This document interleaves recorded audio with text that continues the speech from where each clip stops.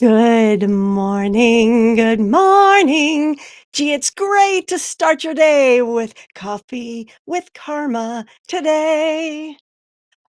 Excuse me.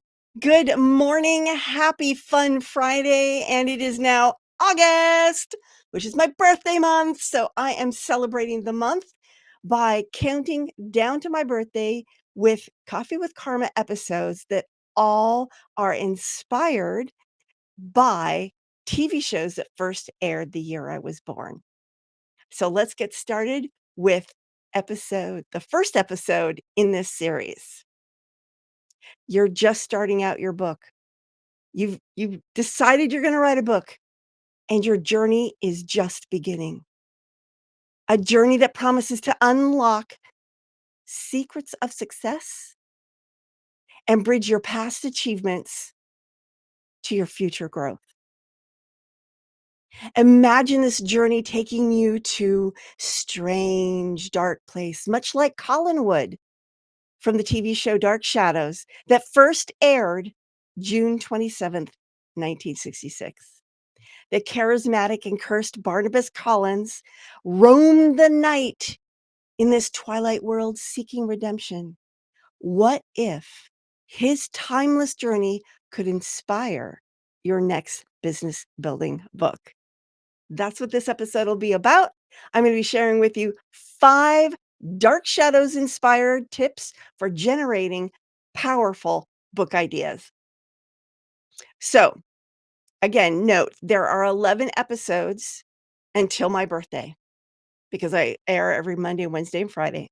So, every episode leading up to that day, which actually be going live on my birthday, will be inspired by a TV show that first aired the year I was born, culminating in my favorite TV shows from that year.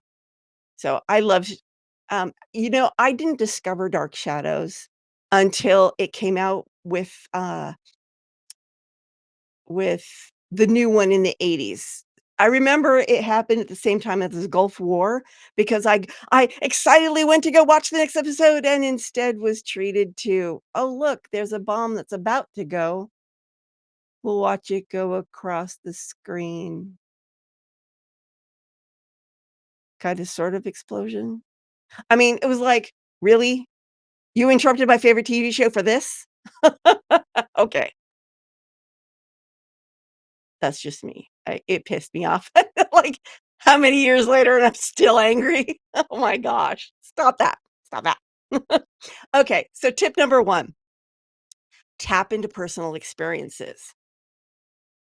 Just as Barnabas reflects on his long life, use your professional journey's twists and turns to reveal valuable lessons. The reason why including your story in your book is so powerful is because most of you have ordinary lives. You didn't grow up with a silver spoon in your mouth. So your story is relatable to your audience. You were more than likely once where your audience now is. And by sharing your story, they can vicariously go with you and make the realization that if you could do it, they could do it too. Tip number 2, industry trends. Similar, so that Dark Shadows used to have these parallel timelines where you had the past, you had the story that happened in the past, basically when Barnabas Collins first became a vampire. And then you had stories of the present where he was basically trying to not be a vampire anymore, falling in love with Victoria Winters, the whole thing. Well, similar to that, analyze past and present industry trends so that you can predict future trends. This helps your readers stay ahead. It also helps you stay ahead. Tip number 3, pain points and solutions. Barnabas Collins so very much wanted to overcome the curse of being a vampire. So, what vampire issue does your client want to so much overcome? Do you have a solution like the doctor did?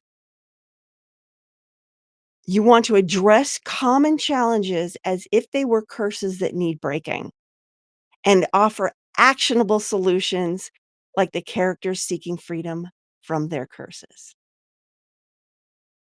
How's that for tying it together?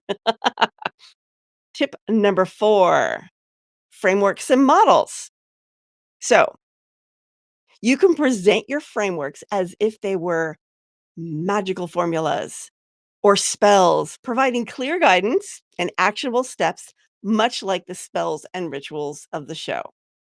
I'm not talking voodoo magic here. I'm just talking about if you do step 1, step 2, step 3, step 4, you will get this outcome. Take the information that you have and create your own signature framework. It doesn't matter if what you're teaching has been taught before, you're teaching it from your perspective. Therefore, you either have your own unique framework or you have your own unique twist on that framework. You know, publishing book has been happening for well before I was born. I've thrown in my little twist into how I approach it, and that's why I'm different from other book advisors, and book advisors of the past and book advisors of the future. I have my own unique karma twist. My cats decided to sweep the window. I don't know if you can hear that. Hopefully you can't, but that's what I was distracted by. Tip number 5, common myths. You want to debunk the superstitions in your industry. Address and debunk common industry myths, misbeliefs, mistakes that your ideal clients are probably falling for. You want to dispel these superstitions and provide clarity and truth in a world of confusion. So there you go. 5 tips for coming up with great book ideas that can inspire great book ideas, all in turn inspired by the movie Dark Shadows. Now, another new thing about this episode is I'm making the debut of my new painting. This painting was inspired by a rather gothic dream I had many years ago and has created my personal motto, which is if you don't inspire, you expire. And that's actually what it says up here. If you don't inspire, you expire. And this character right here is in context of the dream, he was Frankenstein's monster, even though he didn't look anything like the classic Frankenstein monster. He kind of looked like Terrence Stamp with really pale skin. But he was coming up these dark stairs. There were firebrands, just like in this picture. And he stops. And he puts his hand on my shoulder and he says, if you don't inspire, you expire, right? Because he wanted to go upstairs and strangle somebody. And if you don't breathe, you die, you know? But when I woke up, I realized because he didn't say, "If you don't breathe, you die." He said, "If you don't inspire, you expire." And I thought, "That's that's it. If your writing doesn't inspire something, inspire action, inspire an emotion, inspire something, it expires. People forget it." And so that's been my motto ever since, and I finally, with the aid of the AI, have finally been able to create this image. You can't see it as well in the green. Let's see if I can get you some white light. There you go. It looks a little bit better like that. I've also posted the image on social media, so, you can take a look at it there. This is Carma Spence saying ciao for now, and I will see you on Monday with a new TV show inspired episode of Coffee with Karma. I hope you have a fantastic weekend.